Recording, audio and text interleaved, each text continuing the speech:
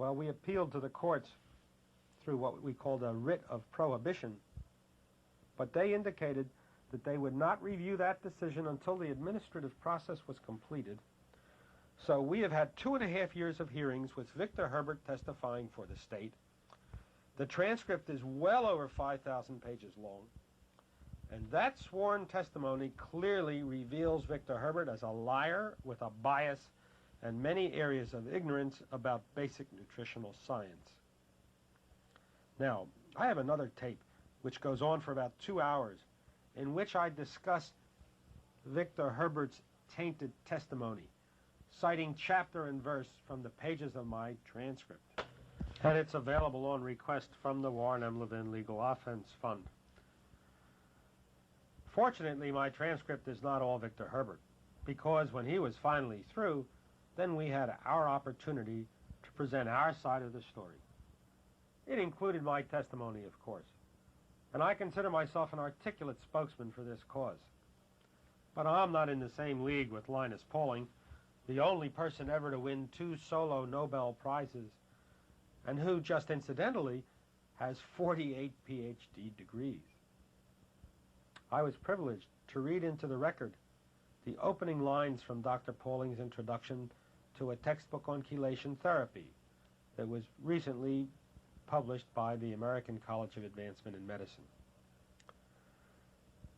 He starts off saying that for the past 20 years, he, the genius of Linus Pauling, has devoted most of his life to research and education in the field of nutrition. That man, over 90 years old, came to testify and spent 5.5 hours before my hearing committee. He was first questioned on direct by my attorney, and he testified that Victor Herbert was not a scientist, but that he brought severe bias to his evaluations. And he said some beautiful things about me as being representative of the kind of medicine that would have to be practiced in the future. And then the state's attorney had his opportunity for cross-examination, and then there was redirect and recross, and then the panel had unlimited opportunity to question this great man. He didn't take a dime from me for his transportation, for his lodging. We did take him out to dinner.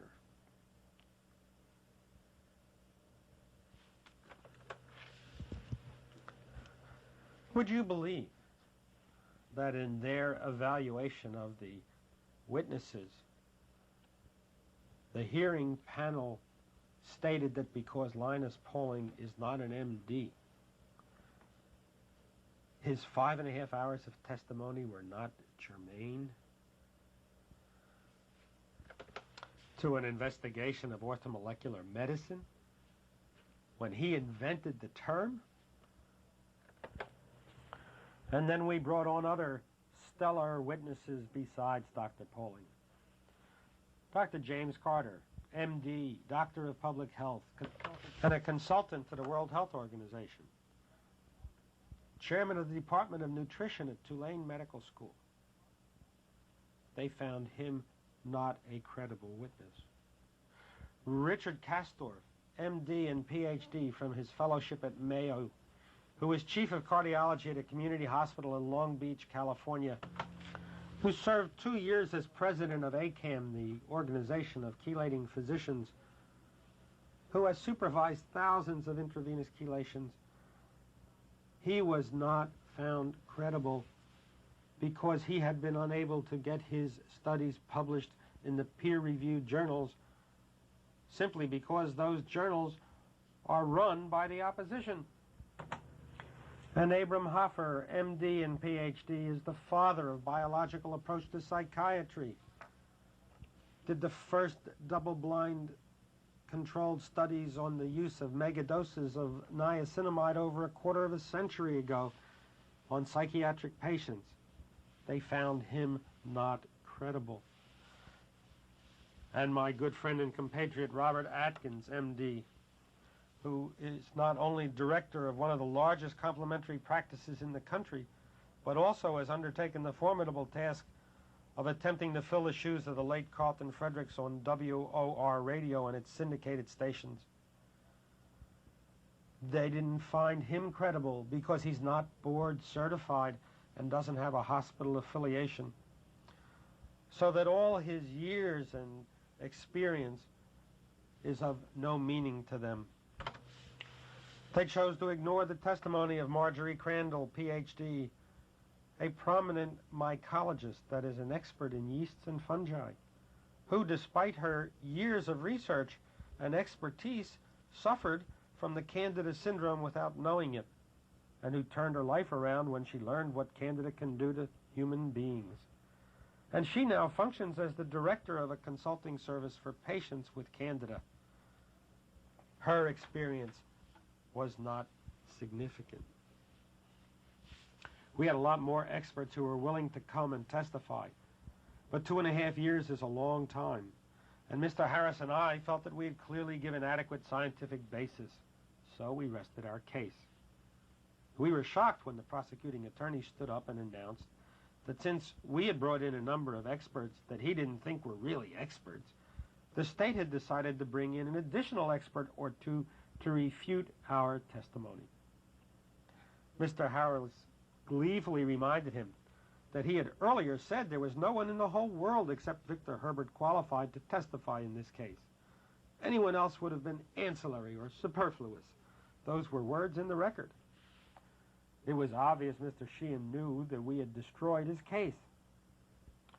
The final major expert, stellar was the word that was used to describe him, was Dr. Michael Victor Herman. It's almost too coincidental, isn't it? Well, Dr. Herman is chairman of the Department of Cardiology at Westchester County Medical Center in Valhalla, and he's a full professor of its associated New York Medical College. He sits on the editorial board of 2 major cardiology journals, and he claimed to have written about 150 articles in the peer-reviewed literature. Mr. Harris says he looks like a cardiologist that was called out of central casting. Tall, distinguished, gray-haired, and impeccably attired. One could feel the palpable awe in the room as his curriculum vitae was intoned by the prosecutor. When the first question came up about chelation therapy, however, Mr. Harris immediately objected, and the judge was shocked. He asked what the objection was. Mr. Harris said that he and I had been able to obtain only 116 of the articles that this expert said he had written, but that we had read them all, and there was not a single mention of the word chelation. Dr. Herman acknowledged that he had never written anything about it. Mr. Harris attempted to challenge Dr. Herman's credibility as an expert, but the judge refused to allow that line of questioning. So we were forced to listen to Dr. Herman spout the party line and castigate chelation therapy until it was time for cross-examination. This time I will not read specific pages and lines. I will give you the gist of the questioning and the responses. Mr. Harris asked, "Did you ever study chelation therapy in medical school?" "No." "In your internship or residency?" "No." "In your subsequent position as cardiologist at various teaching centers?" "No." "Did you ever administer chelation therapy?" "No." "Have you ever spoken to a patient who had chelation therapy?" "No." "Have you ever discussed with a physician who practices chelation therapy what this therapy does?" "No." "Did you review the testimony of the experts in the articles and evidence on chelation therapy?" "No." "Certainly with a couple of months' notice you asked the medical librarian at Westchester Medical Center to run you a computer search so you'd know what the current thinking is?" "No." "Well, Dr. Herman, just how did you prepare yourself to come to testify to take away this physician's license if you don't know anything about this subject?" "Well," he said, "I looked in my files. I found an editorial by Dr. Sofer." Ladies and gentlemen, Dr. Sofer is the editor of the journal Chest. It is the journal of the thoracic surgeons. It's possible that he might have a conflict of interest about chelation therapy.